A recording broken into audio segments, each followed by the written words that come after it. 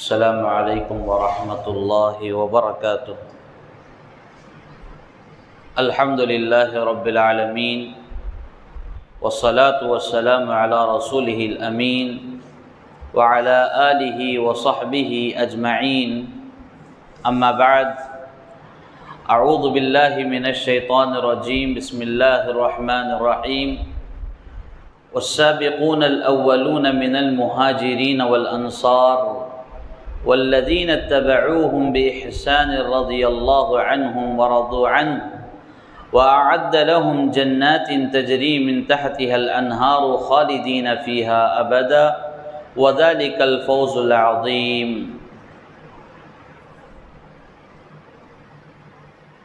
قابل احترام عزت مآب اسلامی بھائیوں اور پردے میں بیٹھی ہوئی عزت مآب اسلامی بہنوں، تمام قسم کی تعریف و توصیف اللہ سبحانہ و تعالیٰ کے لیے لائق و زیبا ہے۔ ان گنت و لا تعداد درود و سلام نازل ہو تمام انبیاء کرام پر، بالخصوص شفیع المذنبین، خاتم النبیین، آمینہ کے در یتیم محمد الرسول اللہ صلی اللہ علیہ وسلم پر۔ مختصر سے حمد و ثنا، درود و سلام کے بعد اصل مقصد کی طرف چلتے ہیں۔ جیسا کہ آپ سب بخوبی اس بات سے واقف ہیں کہ عظمت صحابہ رضوان اللہ علیہم اجمعین کے عنوان پر صحابہ اکرام رضوان اللہ علیہم اجمعین کی سیرت بیان کی جاتی ہے۔ آج انشاءاللہ مختصراً حضرت طلحہ بن عبید اللہ رضی اللہ تعالیٰ عنہ کے سلسلے میں بیان کیا جائے گا۔ آپ کے سامنے سورۃ التوبہ کی آیت نمبر 100 کی تلاوت کی گئی، جس میں اللہ تبارک و تعالیٰ فرما رہا ہے: والسابقون الاولون من المہاجرین والانصار والذین اتبعوهم بإحسان رضی اللہ عنہم ورضوا عنہ وأعد لهم جنات تجری من تحتها الأنہار خالدین فیها أبدا وذلك الفوز العظیم۔ یعنی اللہ تبارک و تعالی فرما رہا ہے، انصار و مہاجرین میں جو سب سے پہلے اسلام قبول کیے اور خیر والے کاموں میں، نیکی کے کاموں میں ان کی جو اتباع کیے، ان لوگوں سے اللہ تبارک و تعالی راضی ہو گیا اور وہ اللہ سے راضی ہو گئے، اور ان کے لیے اللہ تبارک و تعالی جنت میں بہت سارے باغات بنائے،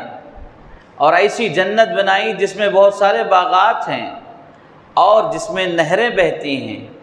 اور وہ اس میں ہمیشہ ہمیش رہنے والے ہیں، اور یہی بڑی کامیابی ہے۔ اس آیت میں اللہ تبارک و تعالی صحابہ اکرام رضوان اللہ علیہم اجمعین کے سلسلے میں بیان کیا ہے۔ والسابقون الاولون سے مراد صحابہ اکرام ہیں، یعنی وہ صحابہ جو ابتداءً اسلام قبول کیے۔ جیسے ہی پیارے رسول صلی اللہ علیہ وسلم نے اسلام کی دعوت دی تو سب سے پہلے جو صحابہ آگے بڑھ کر اسلام قبول کیے تھے انہیں سابقون اولین میں سے شمار کیا گیا ہے، اور حضرت طلحہ بن عبید اللہ رضی اللہ تعالیٰ عنہ انہی میں سے ہیں۔ سابقین اولین میں سے حضرت طلحہ بن عبید اللہ ہیں، اور حضرت طلحہ بن عبید اللہ رضی اللہ تعالیٰ عنہ پیارے رسول صلی اللہ علیہ وسلم سے تقریباً 25 سال کے چھوٹے تھے۔ اللہ کے رسول صلی اللہ علیہ وسلم جب نبوت کا اعلان کیے تو اس وقت طلحہ بن عبید اللہ کی عمر تقریباً 15 سال کی تھی۔ اللہ کے رسول صلی اللہ علیہ وسلم نے نبی ہونے کا اعلان کیا، توحید کا اعلان کیا۔ حضرت ابوبکر صدیق رضی اللہ تعالیٰ عنہ اسلام قبول کیے، حضرت خدیجہ رضی اللہ عنہا اسلام قبول کی۔ اس طرح جو ابتداء میں اسلام قبول کیے ان میں سے حضرت طلحہ بن عبید اللہ رضی اللہ تعالیٰ عنہ کا نام آتا ہے۔ اللہ کے رسول صلی اللہ علیہ وسلم نے جب نبوت کا اعلان کیا تو حضرت طلحہ بن عبید اللہ رضی اللہ تعالیٰ عنہ فرماتے ہیں، ان کے اسلام لانے کا واقعہ خود بیان کر رہے ہیں، فرماتے ہیں کہ میں تقریباً میری عمر 16 برس کی تھی، ملک شام کی طرف میں تجارت کی غرض سے نکلا تھا۔ ملک شام کی طرف ایک گاؤں ہے جس کا نام مورخین نے بصرہ بتایا، وہاں میں تجارت کی غرض سے گیا تھا تو وہاں پر ایک عیسائی عالم نے مجھ سے ملاقات کی۔ ملاقات کرنے کا انداز یہ تھا کہ تجارت کا جو قافلہ تھا، قافلے میں اس پادری نے، اس درویش نے یہ سوال کیا کہ آپ میں سے مکہ سے کوئی آیا ہے؟ تو میں نے کہا کہ مکہ سے میں آیا ہوں۔ طلحہ بن عبید اللہ آگے بڑھ گئے تو پھر وہ عیسائی عالم طلحہ بن عبید اللہ سے کہنے لگے کہ کیا مکہ میں کوئی شخص نبوت کا اعلان کیا ہے؟ یعنی احمد بن عبداللہ بن عبد المطلب نامی ایک شخص نبی ہونے کا اعلان کرے گا، یہ ہماری کتابوں میں موجود ہے اور یہ اس زمانے میں آخری نبی ہوں گے، کیا مکہ میں کوئی ایسا واقعہ پیش آیا ہے؟ تو طلحہ بن عبید اللہ رضی اللہ تعالیٰ عنہ کہنے لگے کہ اب تک تو نہیں ہوا ہے، اب تک تو ایسا نہیں ہوا ہے۔ تو وہ عیسائی عالم کہنے لگا کہ جب ایسا کوئی اعلان ہو تو تم اس شخص کے اوپر اسلام قبول کر لو، بیعت کر لو، اس کو نبی تسلیم کر لو، کیونکہ یہ حق ہے، ہماری کتابوں میں اس کی وضاحت آ چکی ہے۔ تو یہ عیسائی عالم حضرت طلحہ بن عبید اللہ رضی اللہ تعالیٰ عنہ کو نصیحت کر کے وہاں سے روانہ کیا، بھیجا۔ آپ پھر مکہ مکرمہ پہنچے تو وہاں لوگوں سے سوال کیا کہ کیا مکہ میں کوئی ایسا واقعہ پیش آیا میری غیر موجودگی میں کہ کوئی شخص نبوت کا اعلان کیا ہو؟ تو لوگوں نے بتایا کہ ہاں، محمد نامی ایک شخص ہے جس نے اعلان نبوت کیا، نبی ہونے کا اعلان کیا تھا۔ اور کون محمد؟ محمد بن عبداللہ بن عبد المطلب صلی اللہ علیہ وسلم۔ تو طلحہ بن عبید اللہ جب یہ نام سنے تو انہوں نے پوچھا کہ اس کے گواہ کون ہیں؟ جو نبوت کا اعلان کیا گیا ہے اس کے گواہ کوئی ہیں؟ تو لوگوں نے کہا کہ ابو بکر نے ان کے دین کو قبول کیا ہے اور ان کا نعرہ یہ ہے کہ اللہ ایک ہے، اللہ کے علاوہ کوئی معبود برحق نہیں، اور وہ اللہ کے رسول سچے نبی ہیں اور وہ اللہ کے بندے ہیں، یہ ان کا اعلان نبوت ہے۔ اور ان کے اس دعوت پر ابو بکر صدیق رضی اللہ تعالیٰ عنہ نے اسلام قبول کیا ہے۔ تو طلحہ بن عبید اللہ رضی اللہ تعالیٰ عنہ ابو بکر صدیق رضی اللہ تعالیٰ عنہ سے ملاقات کرتے ہیں اور ان سے ساری تفصیل معلوم کرتے ہیں۔ تو ابو بکر صدیق رضی اللہ تعالیٰ عنہ نے انہیں اتنی پیاری نصیحت فرمائی کہ اس پیاری نصیحت میں طلحہ بن عبید اللہ رضی اللہ تعالیٰ عنہ پگھل گئے اور اسلام کی محبت ان کے دل میں جا بسی۔ پھر اس کے بعد حضرت ابو بکر صدیق رضی اللہ تعالیٰ عنہ کی نصیحت پر اور ان کے ساتھ جا کر رسول اللہ صلی اللہ علیہ وسلم کی خدمت میں طلحہ بن عبید اللہ رضی اللہ تعالیٰ عنہ اسلام قبول کرتے ہیں۔ تو آپ کا یہ اسلام قبول کرنے کا واقعہ ہے۔ اور جب اسلام قبول کیے تو والدہ بہت سخت ناراض ہو گئیں۔ طلحہ بن عبید اللہ رضی اللہ تعالیٰ عنہ کی جو ماں تھیں وہ بڑی ناراض ہوئیں، باپ تو نہیں تھے، بچپن ہی میں ان کے ابا کا انتقال ہو گیا اور باپ نے اسلام کو بھی نہیں پایا۔ تو باپ نہیں تھے لیکن ماں زندہ تھیں، باحیات تھیں، اور اسلام قبول کرنے کی وجہ سے ماں سخت ناراض ہو گئیں۔ تو پھر اس کے بعد طلحہ بن عبید اللہ کے بڑے بھائی عثمان بن عبید اللہ کو جب یہ خبر پہنچی، یہ خبر ملی، تو اس نے ان کے اوپر ظلم و تشدد کا پہاڑ توڑا۔ طلحہ بن عبید اللہ کو اور ابو بکر صدیق رضی اللہ تعالیٰ عنہ کو ایک رسی سے باندھ کر ان کی خوب پٹائی کی، انہیں بے تحاشا مارا، ان کے اوپر ظلم کیا۔ دیکھیے، ایک بڑا بھائی چھوٹے بھائی کو سزا دے رہا ہے، کس وجہ سے؟ حق تسلیم کرنے کی وجہ سے۔ طلحہ بن عبید اللہ رضی اللہ تعالیٰ عنہ کے اس واقعے سے، جس میں انہوں نے اسلام قبول کیا ہے، اس میں دو باتیں بڑی اہم معلوم ہوتی ہیں، وہ یہ کہ جب آدمی حق تسلیم کرتا ہے تو اس کے گھر کے لوگ اس سے ناراض ہو سکتے ہیں، اس کے اوپر صبر کرنا چاہیے۔ جیسے طلحہ بن عبید اللہ کی والدہ سخت ناراض ہو گئیں، اتنی ناراض ہو گئیں کہ ان سے بات کرنا بھی پسند نہیں کیا، اتنی ناراض ہو گئیں کہ انہیں دیکھنا بھی گوارا نہیں کیا۔ اور اس سے دوسری بات جو معلوم ہوتی ہے وہ یہ کہ حق قبول کرنے کے بعد گھر کے بڑے لوگ آپ کو ماریں گے، پیٹیں گے، آپ کو صبر کرنا پڑے گا۔ جیسے طلحہ بن عبید اللہ کو ان کے بھائی عثمان بن عبید اللہ نے رسی سے باندھ کر پٹائی کی تھی، انہیں مارا تھا، ان کے اوپر ظلم کیا تھا، لیکن حضرت ابو بکر صدیق رضی اللہ تعالیٰ عنہ اور طلحہ بن عبید اللہ رضی اللہ تعالیٰ عنہ دونوں نے بڑے صبر و تحمل کے ساتھ کام کیا، یعنی اس معاملے پر صبر کیا، اور اتنا صبر کیا کہ لوگ انہیں تکلیف دیتے دیتے تھک گئے، اتنی تکلیفیں دیے کہ دینے والے تھک گئے، اور یہ تکلیف سہتے سہتے انہیں اور مزہ محسوس ہو رہا تھا۔ کیوں؟ اس لیے کہ ان کے دلوں میں اسلام کی محبت جا بسی تھی، اور جس کے دل میں اسلام کی محبت بیٹھ جائے، اور بالخصوص توحید جیسی دولت جس کے دل میں ہو، تو دنیا کے بڑے بڑے ظالموں سے وہ ٹکرا جاتے ہیں، دنیا کا بڑا بڑا ظلم وہ سہ لیتے ہیں، اور انہیں اس پر کوئی تکلیف محسوس نہیں ہوتی، بڑی آسانی کے ساتھ وہ ان کی آنکھوں میں آنکھیں ملا کر بات کرتے ہیں۔ یہ توحید کی برکت ہے، توحید کی بہادری ہے، توحید کی طاقت ہے۔ تو میرے بھائیو، یہ دونوں صحابی جب ان کا ظلم و ستم، یعنی عثمان بن عبید اللہ نے ظلم کیا ان کے اوپر، اس پر انہوں نے بڑا صبر کیا اور مار کھائے۔ پھر اس کے بعد طلحہ بن عبید اللہ نے اسلام قبول کرنے کے ساتھ ساتھ اپنی والدہ کے بارے میں بڑے فکر مند تھے۔ میری والدہ ناراض ہو گئیں، میری والدہ مجھ سے ناراض ہو گئیں، خفا ہو گئیں، اے اللہ میری والدہ کو بھی ہدایت عطا فرما۔ کتنی بہترین بات ہے، یعنی اللہ تبارک و تعالیٰ نے ان کی دعا کو قبول کر لیا اور ان کی والدہ کو بھی اسلام جیسی دولت سے نوازا۔ تو یہاں ایک بات یہ معلوم ہوتی ہے کہ آدمی حق پر آنے کے بعد وہ خاموش نہ رہے، اپنے اہل و عیال کے بارے میں، اپنے گھر والوں کے بارے میں حق کی دعا کرے، ہدایت کی دعا کرے، یہ سب کے لیے بہتر ہے۔ ہم میں سے بھی بہت سارے گھروں میں ایسے معاملے ہوتے ہیں کہ بچے حق پر ہوتے ہیں، صحیح راستے پر ہوتے ہیں، ان کے ساتھ ظلم و زیادتی ہوتی ہے، گھر میں طعنے مارے جاتے ہیں، طرح طرح کی باتیں انہیں سنائی جاتی ہیں، یہاں تک کہ بعض گھروں میں بچوں کو کھانا تک نہیں دیا جاتا، گھر سے نکالنے کی بات ہوتی ہے، اور والدہ ماں باپ کھلے الفاظ میں کہتے ہیں کہ آج کے بعد ہمارا بچہ مر گیا، ہمارے لیے ہمارا بچہ نہیں ہے۔ اس طرح کی باتیں ہوتی ہیں۔ حق قبول کرنا یہ دنیا میں بہت بڑا چیلنج ہے۔ تو میرے بھائیو، حق قبول کرنے کے بعد،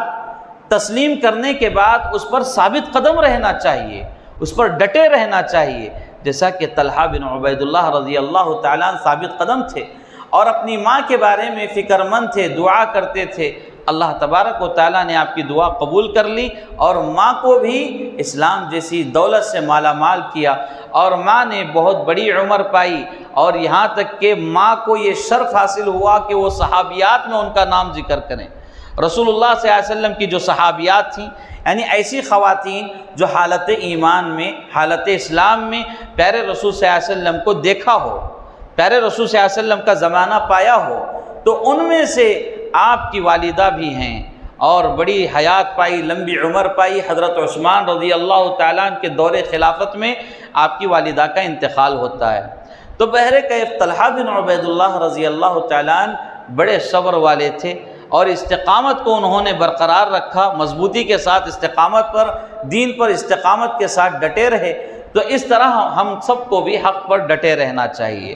اس سلسلے میں بہت ساری تکلیفیں، بہت ساری پریشانیاں ہمارے سامنے آ سکتی ہیں، اس میں صبر کرنے کی ضرورت ہے۔ میرے بھائیو، طلحہ بن عبید اللہ رضی اللہ تعالیٰ عنہ کی زندگی گزر رہی تھی، اتنے میں پیارے رسول صلی اللہ علیہ وسلم مدینہ کی طرف ہجرت کے لیے نکل گئے۔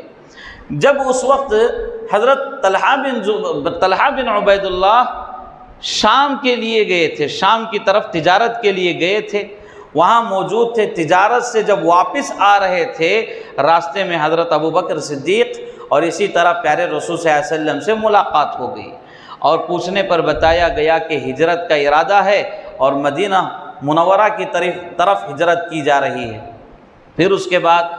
حضرت طلحہ رضی اللہ تعالیٰ عنہ اپنے پاس جو قیمتی کپڑے تھے، بہترین کپڑے تھے، وہ کپڑے پیارے رسول صلی اللہ علیہ وسلم کی خدمت میں بطور تحفہ پیش کیا، اور اس کے بعد انہوں نے کہا کہ مدینہ کے لوگ آپ کے بڑے منتظر ہیں، بڑی بے چینی کے ساتھ آپ کا انتظار کر رہے ہیں، آپ کے استقبال کے لیے وہ تیار ہیں، آپ جائیں، سلامتی کے ساتھ جائیں۔ اس طرح پیارے رسول صلی اللہ علیہ وسلم مدینہ کی طرف نکل گئے، اور حضرت طلحہ واپس مکہ کی طرف آئے اور اپنا سارا تجارتی معاملہ جو تھا اس کو جلد سے جلد سمیٹ کر نمٹا کر چند ہی دنوں میں وہ اپنے اہل و عیال کے ساتھ، بعض مورخین نے یہ بتایا کہ ابو بکر صدیق رضی اللہ تعالیٰ عنہ کے گھر والوں کے ساتھ، یعنی ان کے گھر والوں کو لے کر ہجرت کیے۔ حضرت ابو بکر صدیق رضی اللہ تعالیٰ عنہ کے آپ قریبی رشتہ دار بھی تھے، لہٰذا آپ کے گھر سے بڑا گہرا تعلق تھا، تو آپ کے گھر والوں کو لے کر اہل و عیال کے ساتھ مدینہ کی طرف ہجرت کر گئے۔ اب جب مدینہ پہنچے تو وہاں پر کعب بن مالک رضی اللہ تعالیٰ عنہ کی بھائی چارگی میں رسول اللہ صلی اللہ علیہ وسلم نے انہیں عطا کیا، یعنی جو مواخات چل رہے تھے، بھائی چارگی جو چل رہی تھی، مہاجرین مدینہ جب پہنچ رہے تھے، مدینہ میں جو انصار صحابہ موجود تھے، دونوں کے درمیان اللہ کے رسول صلی اللہ علیہ وسلم آپس میں ایک بندھن بنا رہے تھے، دونوں کو بھائی چارگی میں دو بھائیوں کو بنا رہے تھے۔ تو اس طرح طلحہ بن عبید اللہ رضی اللہ تعالیٰ عنہ کو پیارے رسول صلی اللہ علیہ وسلم حضرت کعب بن مالک رضی اللہ تعالیٰ عنہ کے ساتھ کر دیتے ہیں۔ پھر اس کے بعد مدنی زندگی آپ کی چلتی رہی۔ 2 ہجری میں غزوہ بدر پیش آیا، جنگ بدر کا معاملہ پیش آیا، تو جنگ بدر میں پیارے رسول صلی اللہ علیہ وسلم حضرت طلحہ بن عبید اللہ کو اور اسی طرح سعید بن زید رضی اللہ تعالیٰ عنہ کو، دونوں کو شام کی طرف بھیجا، ملک شام کی طرف۔ کیوں؟ اس لیے کہ وہاں جا کر کافروں کی کچھ خبریں لے کر آئیں، کافروں کے بارے میں کچھ خبریں لے کر آئیں۔ ان دونوں صحابہ کو اللہ کے رسول صلی اللہ علیہ وسلم شام کی طرف بھیجا، اور یہاں بدر کی جنگ چھڑ گئی، جنگ ختم بھی ہو گئی اور مسلمان کامیاب ہو کر لوٹے۔ پھر اس کے بعد طلحہ بن عبید اللہ، سعید بن زید رضی اللہ عنہما دونوں آئے پیارے رسول صلی اللہ علیہ وسلم کی خدمت میں۔ تو اللہ کے رسول صلی اللہ علیہ وسلم جنگ بدر میں یہ دونوں موجود نہیں تھے، اس کے باوجود رسول اللہ صلی اللہ علیہ وسلم نے انہیں مال غنیمت میں سے حصہ عطا کیا، مال غنیمت میں سے حصہ دیا۔ کیوں؟ اس لیے کہ رسول اللہ صلی اللہ علیہ وسلم نے انہیں دوسرے کام پر مامور کیا تھا، دوسرے کام کی ذمہ داری دی تھی۔ وہ ذمہ داری تھی کیا؟ کافروں کی خبریں معلوم کر کے آنا، ملک شام سے کافروں کے بارے میں معلوم کر کے آنا۔ اس طرح کا کام کرنا گویا کہ یہ جنگی کاموں میں سے ایک کام ہے، جنگ کے حصوں میں سے ایک حصہ ہے، لہذا اللہ کے رسول صلی اللہ علیہ وسلم نے انہیں بھی مال غنیمت میں سے حصہ دیا اور کہا کہ تم بھی انشاءاللہ اجر و ثواب سے محروم نہیں رہو گے۔ یعنی بدر کے میدان میں جو صحابہ لڑے، جہاد کیے، انہیں جتنا اجر و ثواب ملے گا اتنا ہی اجر و ثواب تمہیں بھی دیا جائے گا۔ اور تم اس بات سے کیا ہے مایوس نہیں ہونا چاہیے کہ میدان جنگ میں نہیں تھے، بدر کے میدان میں نہیں تھے تو اجر و ثواب سے شاید محروم ہو جائیں گے، ایسا نہیں۔ پیارے رسول صلی اللہ علیہ وسلم نے انہیں بہترین تسلی دی کہ تمہیں اجر و ثواب بھی دیا جائے گا۔ تو بہرکیف میرے بھائیو، طلحہ بن عبید اللہ رضی اللہ تعالیٰ عنہ کی خصوصیات میں سے ایک خصوصیت یہ ہے کہ وہ میدان بدر میں نہ ہونے کے باوجود پیارے رسول صلی اللہ علیہ وسلم نے انہیں مال غنیمت میں سے حصہ دیا اور انہیں کیا ہے اجر و ثواب میں بھی شامل فرمایا۔ اور وہ جو مہم پر گئے تھے، جس مہم پر گئے تھے، وہ بھی جنگ کا ایک حصہ تھا، اس لیے اللہ کے رسول صلی اللہ علیہ وسلم نے انہیں مال غنیمت میں سے حصہ عطا کیا۔ طلحہ بن عبید اللہ رضی اللہ تعالیٰ عنہ کے فضائل میں بہت ساری باتیں آتی ہیں، بہت ساری باتیں، جیسے کہ ایک روایت ہے جس میں پیارے رسول صلی اللہ علیہ وسلم 10 صحابہ کرام کا ذکر فرمایا، اور یہ ایسے 10 صحابہ خوش نصیب صحابہ ہیں جنہیں رسول اللہ صلی اللہ علیہ وسلم دنیا میں ہی جنت کی خوشخبری سنائی۔ اور اس روایت کو امام ابو عیسیٰ ترمذی رحمہ اللہ اپنی جامع ترمذی میں حدیث نمبر 2343 کے تحت نقل کیا، اور اسی طرح صحیح ابن حبان میں بھی یہ حدیث لائی گئی ہے حضرت عبد الرحمن بن عوف رضی اللہ تعالیٰ عنہ کے ذریعے، یعنی انہوں نے روایت بیان کیا ہے، اور اس کو صحیح ابن حبان میں حدیث نمبر 7002 کے تحت نقل کیا گیا ہے، جس میں پیارے رسول صلی اللہ علیہ وسلم فرماتے ہیں 10 فی الجنہ،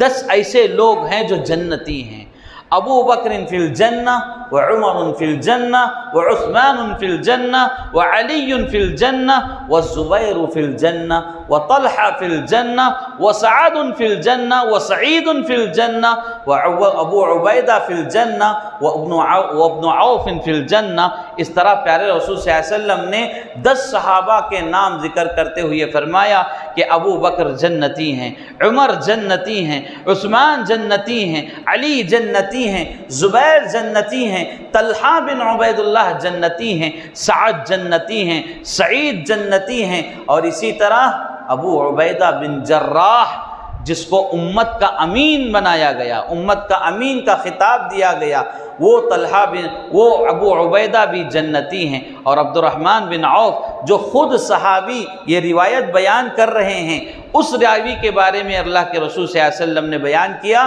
کہ وابن عوف فی الجنہ، کہ عبد الرحمن بن عوف بھی جنتی ہیں۔ یہ خوش نصیب صحابہ ہیں جنہیں رسول اللہ صلی اللہ علیہ وسلم جنت کی خوشخبری سنائی، دنیا میں ہی جنت کی خوشخبری سنائی گئی۔ تو ان خوش نصیبوں میں طلحہ بن عبید اللہ رضی اللہ تعالیٰ عنہ کا بھی نام شمار کیا گیا، تو یہ ان کی فضیلت ہے۔ اور اسی طرح میرے بھائیوں 3 ہجری میں جنگ احد پیش آئی۔ جنگ بدر کے بعد اسلام کی جو دوسری جنگ تھی وہ جنگ احد۔ جنگ احد میں پیارے رسول صلی اللہ علیہ وسلم کا جو حکم تھا، اس حکم میں تھوڑی سی کاہلی کی وجہ سے مسلمانوں کے پیر اکھڑ گئے، ان کی ہوا اکھڑ گئی۔ یعنی رسول اللہ صلی اللہ علیہ وسلم کا جو حکم تھا اس پر اگر عمل پیرا ہوتے تو یہ جنگ کیا ہے، فتح ہوتی، لیکن رسول اللہ صلی اللہ علیہ وسلم کے حکم میں تھوڑی سی کاہلی ہونے کی وجہ سے اللہ رب العالمین نے اس جیتی ہوئی جنگ کو شکست میں بدل دیا۔ اور امت کو یہ پیغام یہاں اللہ تعالیٰ دینا چاہ رہا تھا کہ میرے رسول کی جب تک تم تابعداری کرو گے، اتباع کرو گے، ان کا حکم مانو گے تو تم کامیاب رہو گے، فاتح رہو گے۔ اگر تم ان کی خلاف ورزی کرو گے کسی بھی معاملے میں، دین کے معاملے میں، عبادات کے معاملے میں اور معاملات میں اگر ان کی خلاف ورزی کرو گے تو پھر تمہارا مقدر شکست ہے، شکست تمہارا مقدر بن جائے گی۔ لہٰذا اللہ تعالیٰ یہ پیغام دینا چاہ رہا تھا۔ جنگ احد میں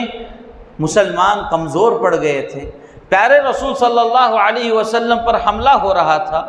تو حضرت طلحہ بن عبید اللہ رضی اللہ تعالیٰ عنہ نے جس بہادری سے پیارے رسول صلی اللہ علیہ وسلم کا ڈیفنس کیا، سبحان اللہ، سارے صحابہ آپ کی تعریف کرتے ہوئے نہیں تھکتے۔ اتنا بہترین انداز میں رسول اللہ صلی اللہ علیہ وسلم کا انہوں نے دفاع کیا تھا۔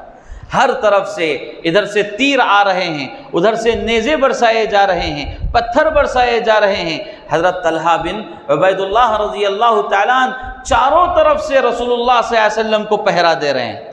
بہت سارے صحابہ موجود تھے لیکن بعض صحابہ زخمی ہو کر زمین پر گر پڑے۔ اب رسول اللہ صلی اللہ علیہ وسلم موجود ہیں، آپ کے سامنے طلحہ بن عبید اللہ رضی اللہ تعالیٰ عنہ موجود ہیں، چاروں طرف سے تیروں کی بوچھاڑ اور نیزے برسائے جا رہے ہیں، پتھر برسائے جا رہے ہیں۔ واحد شخص،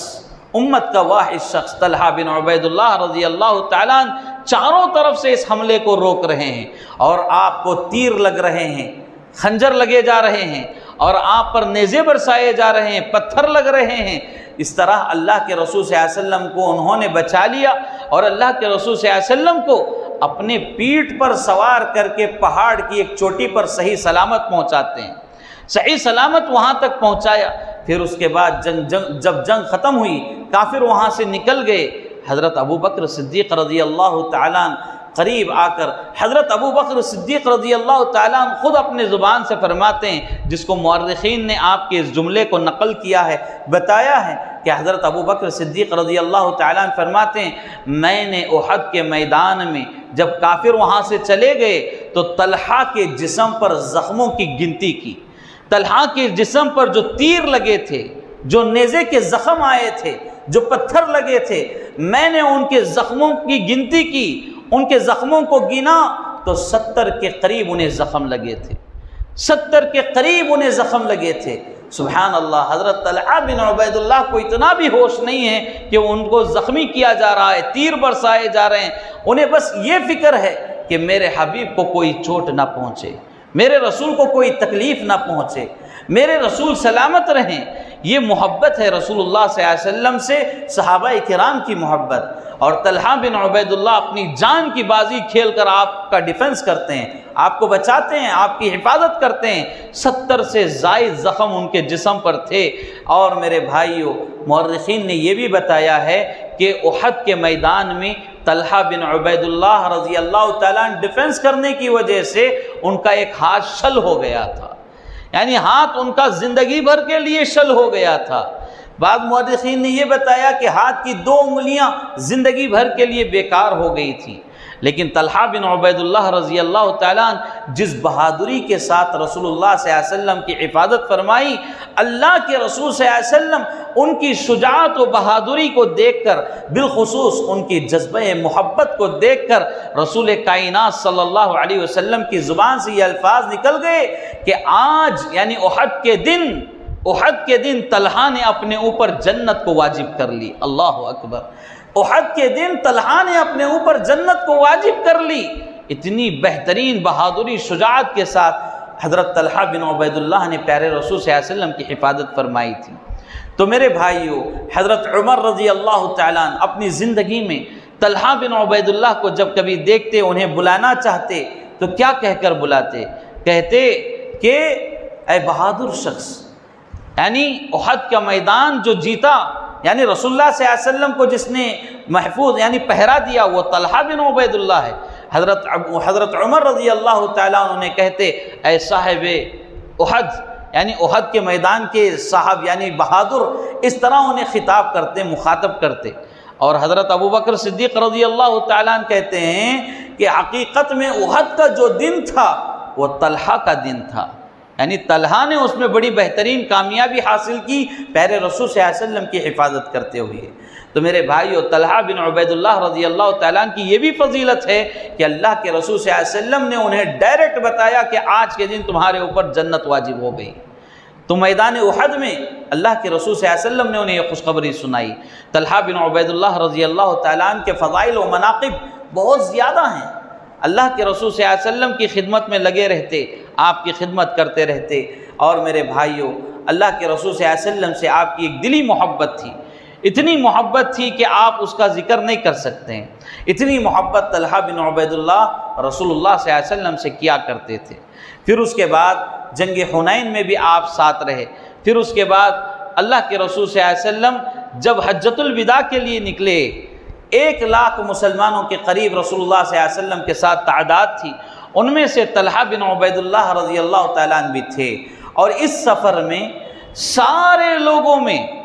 صرف اور صرف رسول اللہ صلی اللہ علیہ وسلم کے پاس اور طلحہ بن عبید اللہ رضی اللہ تعالیٰ عنہ کے پاس قربانی کے جانور تھے، سارے لوگوں میں۔ تو یہ بھی ان کی خصوصیت ذکر کی گئی ہے۔ پھر اس کے بعد اللہ کے رسول صلی اللہ علیہ وسلم حج سے فارغ ہوئے تو ہجرت کے 11ویں سال آپ صلی اللہ علیہ وسلم اس دار فانی سے کوچ کر گئے، اللہ کے طرف نکل گئے۔ تو جب وہ دن طلحہ بن عبید اللہ رضی اللہ تعالیٰ عنہ پر بڑا سخت دن گزرا، اتنا غمگین دن تھا کہ طلحہ بن عبید اللہ اپنی زندگی میں جب تک باحیات تھے، رسول اللہ صلی اللہ علیہ وسلم کی یہ جدائی جب کبھی بھی آپ کو یاد آتی تو آنکھیں اشک بار ہو جاتی، رو پڑتے، اتنا روتے کہ مورخین نے طرح طرح کی باتیں بتائی ہیں۔ بہرکیف کہ طلحہ بن عبید اللہ رضی اللہ تعالیٰ عنہ کے بہت ساری خصوصیات بیان کی گئیں، فضائل و مناقب ان کے بیان کیے گئے۔ رسول اللہ صلی اللہ علیہ وسلم کے بعد اس امت کے جو امیر بنے خلیفۃ المسلمین حضرت ابوبکر صدیق رضی اللہ تعالیٰ عنہ، جب انہوں نے خلیفہ مقرر کیے گئے تو جب کچھ مشورے کرنا ہوتا، بڑے بڑے مشورے، تو حضرت ابوبکر صدیق رضی اللہ تعالیٰ عنہ طلحہ بن عبید اللہ رضی اللہ عنہ سے مشورہ کیا کرتے تھے، ان سے مشورہ طلب کرتے تھے۔ پھر 2.25 سال کی خلافت انہوں نے کی۔ اس کے بعد حضرت ابوبکر صدیق رضی اللہ تعالیٰ عنہ کے انتقال کے بعد حضرت عمر فاروق رضی اللہ تعالیٰ عنہ خلیفہ بنے، اور حضرت عمر نے بھی طلحہ بن عبید اللہ کو اپنے ساتھ رکھا۔ طلحہ بن عبید اللہ نے حضرت عمر رضی اللہ تعالیٰ عنہ کی بڑی خدمت کی اور انہیں قیمتی مشوروں سے نوازتے، اس لیے کہ پہلے خلیفہ جو تھے ابو بکر وہ طلحہ بن عبید اللہ سے مشورہ طلب کرتے تھے، لہذا حضرت عمر نے بھی اس میں فائدہ محسوس کیا کہ انہوں نے طلحہ بن عبید اللہ سے انہوں نے بھی مشورے طلب کیے، اور معاملات وغیرہ میں حضرت طلحہ بن عبید اللہ کے رسول صلی اللہ علیہ وسلم کی جو تربیت یافتہ صحابی تھے، انہوں نے حضرت عمر کی بھی بھرپور مدد فرمائی، حضرت عثمان کی بھی مدد فرمائی۔ پھر اس کے بعد ایک وقت آیا، یعنی خلفاء کی لسٹ پیش کی گئی جس میں لوگوں کا نام تھا، تو اس میں طلحہ بن عبید اللہ کا بھی نام تھا، لیکن حضرت طلحہ بن عبید اللہ نے وہاں پر خاموشی اختیار کی۔ پھر اس کے بعد ایک بہترین صحابی کو خلیفہ بنایا گیا، اور طلحہ بن عبید اللہ کی یہ سنجیدگی تھی، یعنی ان کا یہ مزاج تھا کہ وہ رسول اللہ صلی اللہ علیہ وسلم کی جو احادیث ہیں، آپ صلی اللہ علیہ وسلم سے جو احادیث سنے ہیں، اس کے بیان کرنے میں بڑے محتاط تھے، یعنی بڑے ہی احتیاط کے ساتھ احادیث بیان کیا کرتے تھے۔ اسی طرح امت کے ذمہ داروں میں بھی آپ بڑے محتاط تھے، اور آپ ڈر محسوس کرتے تھے کہ کہیں مجھ پر کوئی ذمہ داری ڈالی جائے اور اس ذمہ داری میں کوئی کوتاہی ہو جائے اور اللہ تعالیٰ اس کوتاہی کے بارے میں مجھ سے سوال کر لے تو میں کیا جواب دوں۔ تو یہ خوف، یہ ڈر طلحہ بن عبید اللہ رضی اللہ تعالیٰ عنہ کے دل میں تھا۔ پھر اس کے بعد میرے بھائیو آگے معاملہ بڑھتا گیا، جنگ جمل پیش آئی۔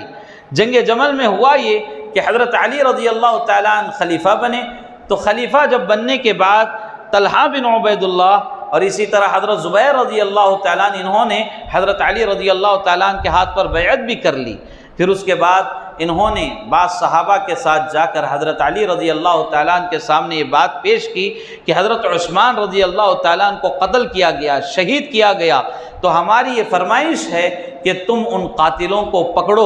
پکڑ کر انہیں سزا دو، کیونکہ یہ امت کا بہت بڑا سنگین معاملہ ہے، اس کو ایسے ہی جانے مت دو۔ تو حضرت علی رضی اللہ تعالیٰ عنہ بہترین سمجھدار آدمی، اللہ کے رسول صلی اللہ علیہ وسلم کے داماد، اللہ کے رسول صلی اللہ علیہ وسلم کے بھائی، تو انہوں نے بہترین طریقے سے مسئلے کو سمجھا اور صحابہ سے کہا کہ بالکل ضرور سزا ہونی چاہیے، لیکن ابھی امت کیا ہے، اختلاف کی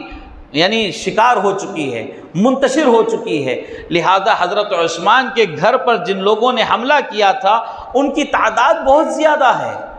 زیادہ ہے، ابھی جماعت میں تھوڑا امن برقرار ہو جائے تو پھر اس کے بعد قاتلوں کو پکڑ کر سزا دیں گے۔ تو حضرت علی رضی اللہ تعالیٰ عنہ بطور حکمت یہ جملہ کہا،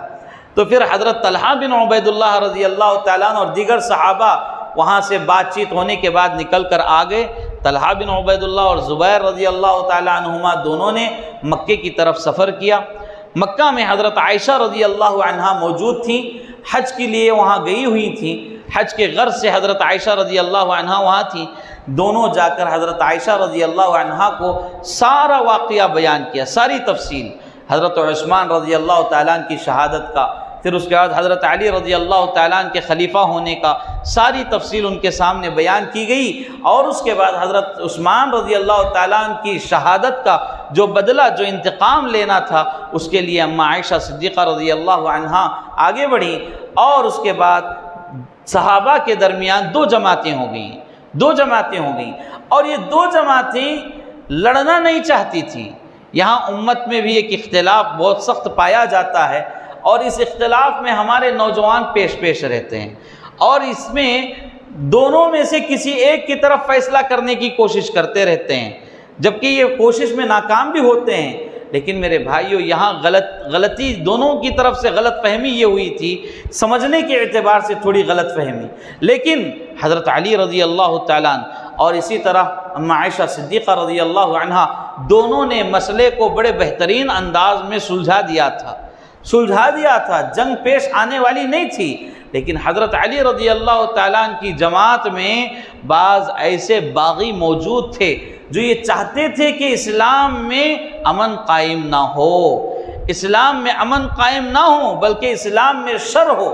اسلام میں ہم کیا ہے، فساد پھیلائیں، اسلام کے نام پر ہم لڑائی جھگڑا کریں، خون ریزی کریں۔ تو ان لوگوں نے فائدے کا یعنی موقع کا فائدہ اٹھاتے ہوئے حضرت عائشہ رضی اللہ عنہا اور حضرت علی رضی اللہ تعالیٰ عنہ دونوں آپس میں جب بات کیے، مشورہ کیے، صلح ہوئی، تو وہاں پر حضرت علی رضی اللہ تعالیٰ نے حضرت زبیر رضی اللہ تعالیٰ کو خطاب کرتے ہوئے فرمایا، پیارے رسول صلی اللہ علیہ وسلم کی پیشن گوئی تھی، اور وہ پیشن گوئی انہوں نے ان کو یاد دلائی حضرت زبیر کو، یعنی اللہ کے رسول صلی اللہ علیہ وسلم ایک موقع سے یہ بات بتائی تھی کہ اے زبیر تم علی کے خلاف کھڑے ہوگے اور اس وقت تم غلطی پر ہوں گے، تو یہ رسول اللہ صلی اللہ علیہ وسلم کی ایک پیشن گوئی تھی۔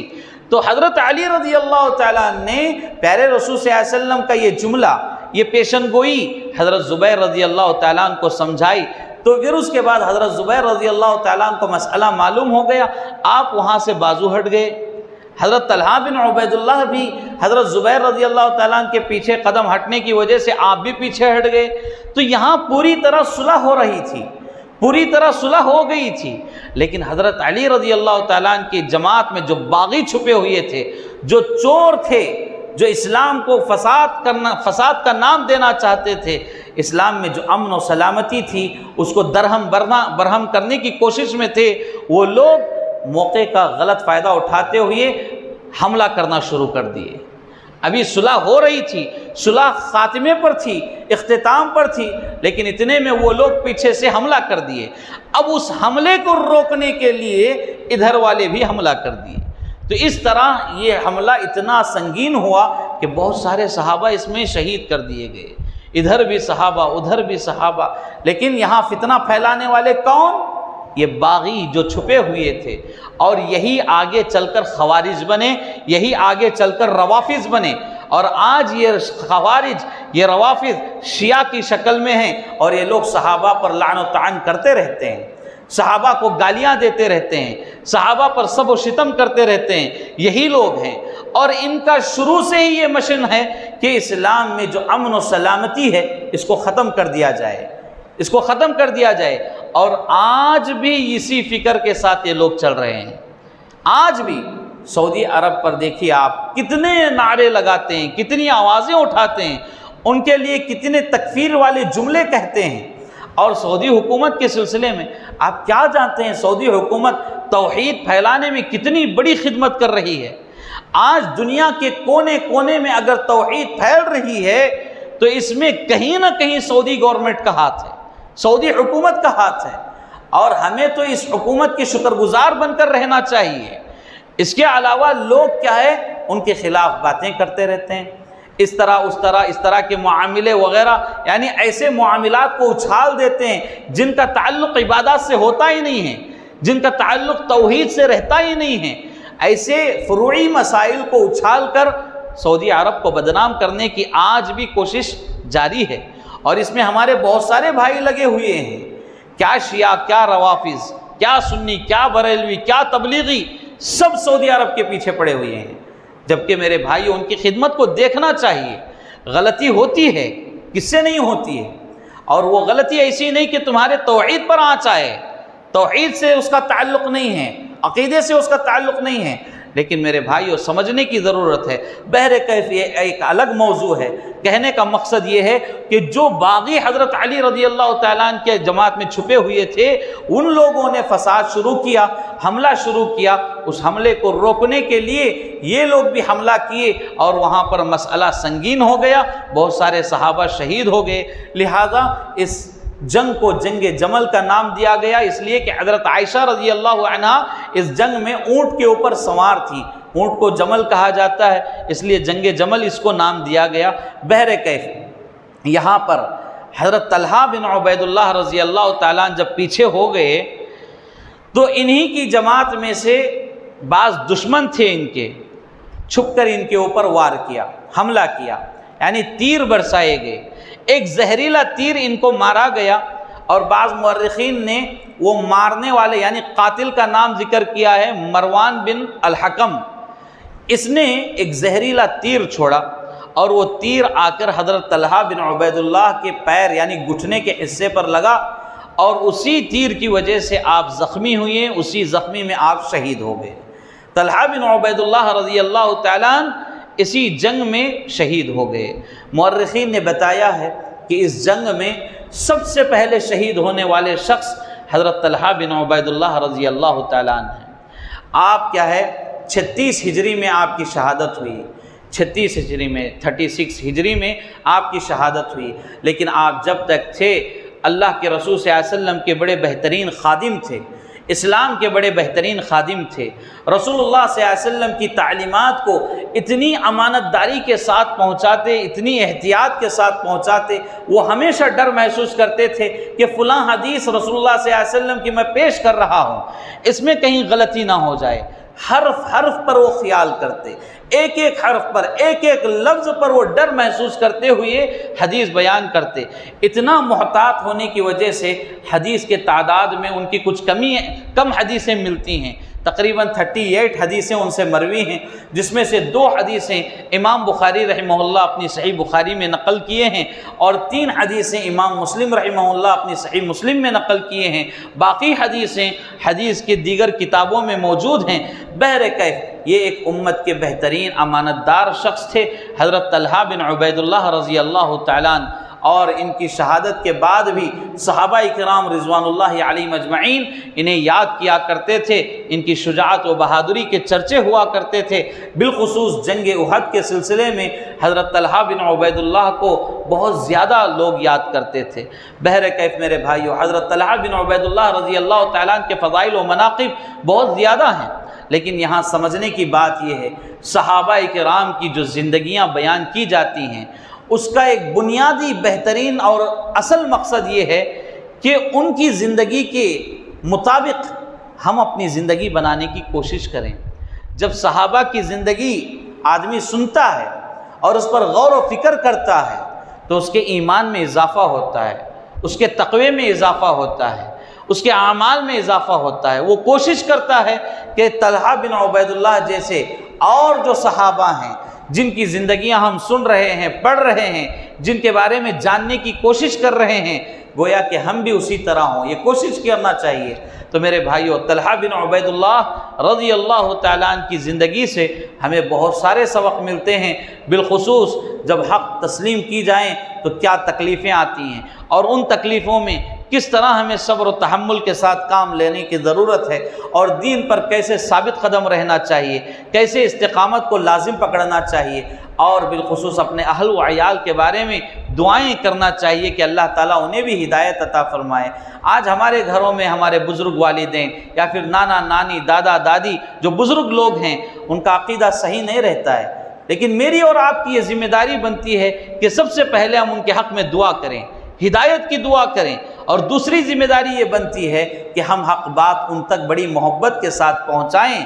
انہیں پیغام سنائیں جو پیغام رسول اللہ صلی اللہ علیہ وسلم نے سنایا، جو پیغام رسول اللہ صلی اللہ علیہ وسلم کے صحابہ نے سنایا، توحید کا پیغام ان تک پہنچائیں۔ یہ ہمارے اوپر ذمہ داری ہے۔ تو میرے بھائیو، رسول اللہ صلی اللہ علیہ وسلم سے بے انتہا محبت کرنا یہ صحابہ کرام کی شان ہے اور ان کی اصل پہچان ہے۔ تو ہمیں بھی رسول اللہ صلی اللہ علیہ وسلم سے بے انتہا محبت کرنا چاہیے، ان کے احکام کو بجا لانا چاہیے، ان کی اتباع میں ہی ہماری نجات ہے۔ اللہ رب العالمین سے دعا ہے اللہ تبارک و تعالی ہم تمام کو صحابہ کرام رضوان اللہ علیہم اجمعین کے نقش قدم پر چلنے کی توفیق عطا فرمائے۔ طلحہ بن عبید اللہ رضی اللہ تعالیٰ عنہ جیسے بہترین اخلاق اللہ ہمارے اندر بھی پیدا فرمائے۔ اللہ تعالیٰ ہماری نیکیوں کو قبول فرمائے، ہمارے غلطیوں کو معاف فرمائے۔ اللہ تعالیٰ ہمارے اعمال صالحہ کو قبولیت کا شرف عطا فرمائے، اس میں کچھ کمی بیشی ہوئی ہو، خطائیں ہوئی ہوں، اللہ انہیں معاف فرمائے۔ جو پریشان حال ہیں اللہ انہیں خوشحال زندگی عطا فرمائے، جو قرضوں میں مبتلا ہیں اللہ انہیں اس سے نجات عطا فرمائے۔ یہاں جو بھائی بہنیں آ کر بیٹھی ہیں اللہ تعالیٰ سب کے آنے کو، بیٹھنے کو، وقت نکالنے کو قبول فرمائے۔ اللہ تعالیٰ اس کا بہترین بدلہ عطا فرمائے۔ اللہ قدم قدم کے بدلے ہمارے گناہوں کو معاف فرمائے، ہمارے درجات بلند فرمائے۔ اللہ تعالیٰ دنیا و آخرت میں ہم تمام کو بہترین کامیابی عطا فرمائے۔ جو بھائی بے نمازی ہیں اللہ انہیں 5 وقتہ نمازی بنائے، جو بے روزگار ہیں اللہ انہیں حلال روزی عطا فرمائے۔ اللہ ہمارے امت کے نوجوانوں کا مستقبل روشن بنائے۔ اللہ تعالیٰ ہمارے امت کے نوجوانوں کو دین کی بہترین سمجھ عطا فرمائے۔ اللہ تعالیٰ ہمیں ثابت قدمی عطا فرمائے۔ اللہ تعالیٰ جب تک دنیا میں رکھے ہمیں توحید پر رکھے، خاتمہ ہو تو خاتمہ بالخیر فرمائے۔ آمین یا رب العالمین۔ وما علینا الا البلاغ المبین۔ والسلام علیکم ورحمۃ اللہ وبرکاتہ۔ سبحانک اللہم وبحمدک اشہد ان لا الہ الا انت استغفرک واتوب الیک۔